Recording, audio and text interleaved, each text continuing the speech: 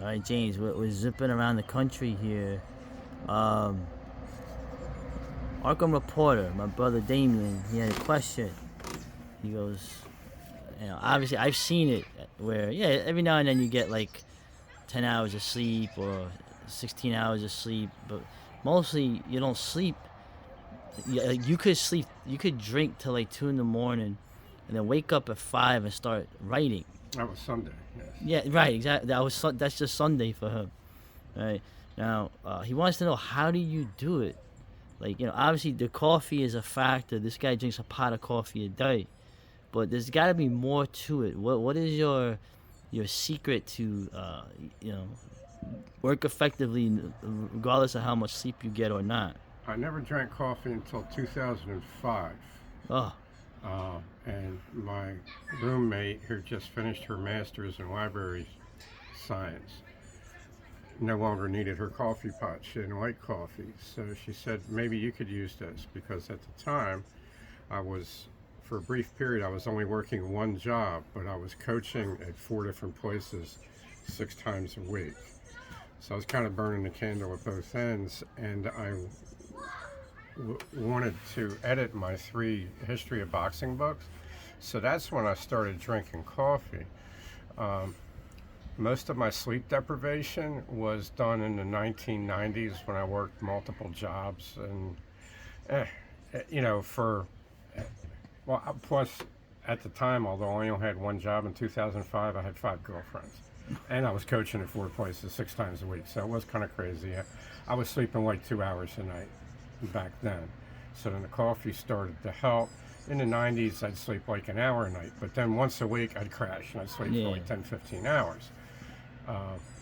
These days, I can't, my hips wake me up. I can't sleep for more than 6 hours without getting up, and then I have to get up and exercise.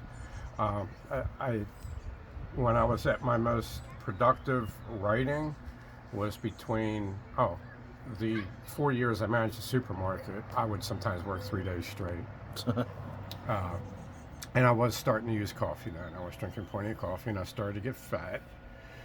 And then I completed getting fat when I rented a room from Sensei Steve, and I would stay up twice a week for between 30 and 60 hours. man.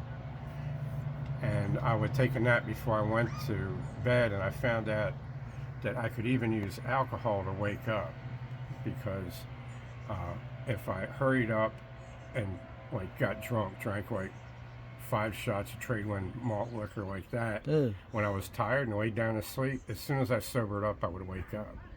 So I could decide when I was going to wake up. So I've never used an alarm clock. I pretty much always get up on time.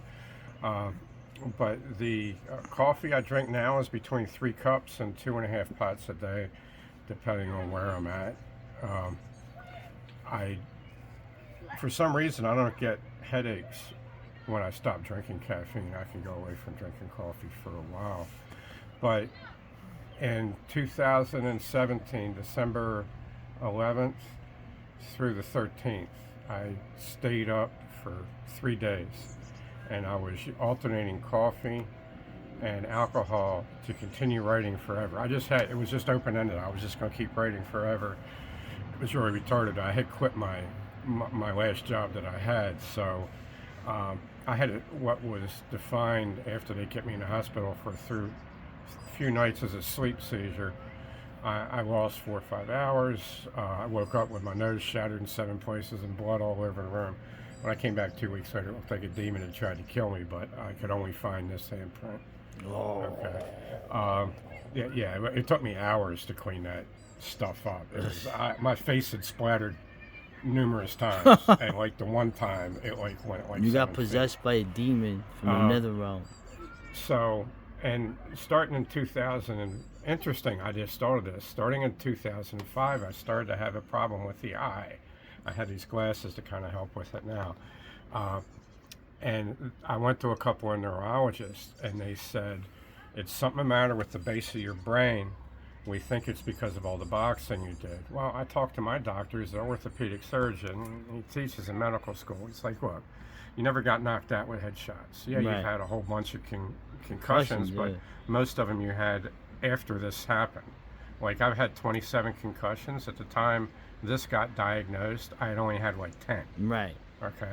So I think he was right. What he told me, he said that he knew that I stayed up for 5 days in a row. That's the most I ever did. 5 days straight. And then I fought 41 rounds. I got my ass kicked. But part of what I was doing was making the equipment for everybody Right. when I wasn't working. And I did better fighting when I was exhausted because I tend to overthink things. So I got used to sleepwalking to sparring practice, and I would do better, being extremely sleep deprived. I found it to be very good for writing horror. I could write surrealistic stuff that I can't even remember, and then I'll go back and read it. I was like, oh, that guy must be really messed up, whoever wrote that, I mean, that's really good.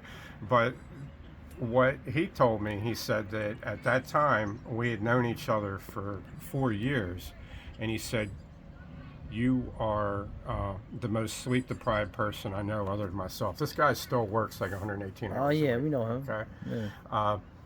He said, and it's pushed his body to chemical failure a few times, where he literally started to physically disintegrate.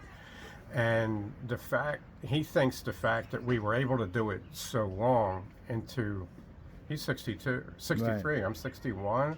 I can still stay up for 2 days in a row, but my eye will start to pop, and I'll have to take one of those serotonin blockers for it. So he thinks that I rewired my brain between working night crew for 34 years, overnight, and during that time doing extreme sleep deprivation, staying up for days.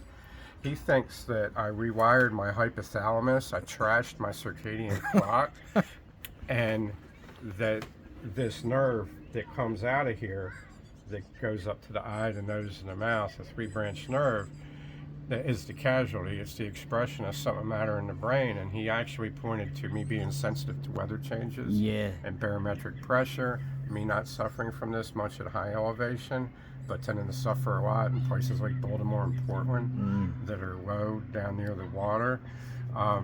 So he thinks we were able to do this in the old age because we didn't use caffeine. Right. I mean, you just did it by, you just used your willpower.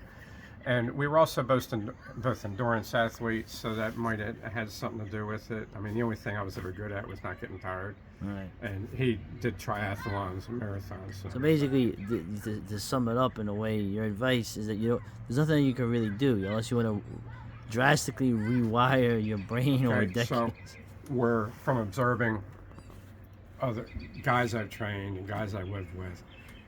David and I are both small, thin guys by build. That's our nature. We were primarily endurance athletes. We fought in lighter weight classes.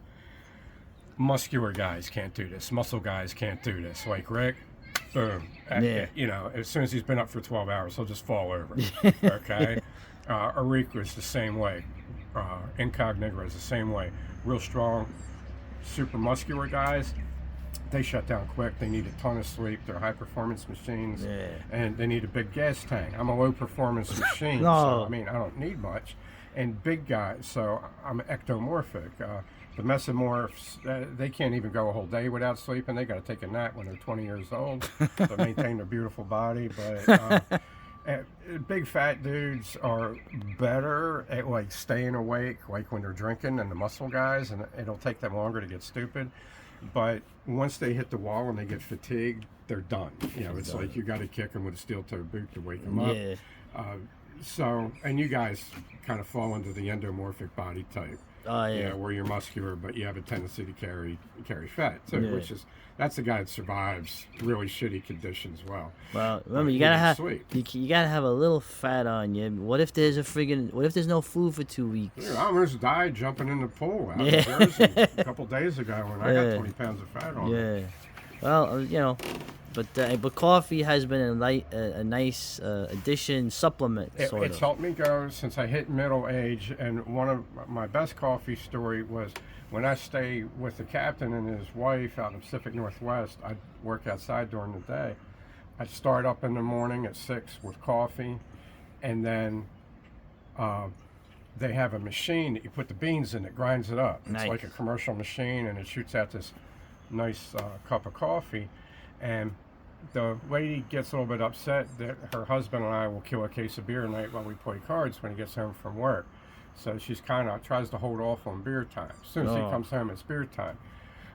He was getting home late one day, and my rule was I drank coffee till he got home. Oh boy. But it was like 6 o'clock at night, and I'm trying to pour the beans in the machine, and they're not getting in there. They're like, my hand was too unsteady. You're shaking. So she tapped me on the shoulder, and she said, "I think it's beer time." It's beer time. Right. So I just drink coffee until it's beer time, and then I switch over to beer, unless I'm someplace where I'm not drinking, and then I just switch over to water. Right. Yeah. Also, drinking coffee after midnight with rum is cool too. Yeah. Well, I can drink coffee and go right to sleep. Yeah, that's so. All right, man. So that's a little insight into the thing. I guess just don't sleep for 10 years and remap your brain. Yeah. So That's all right. Okay, there you go.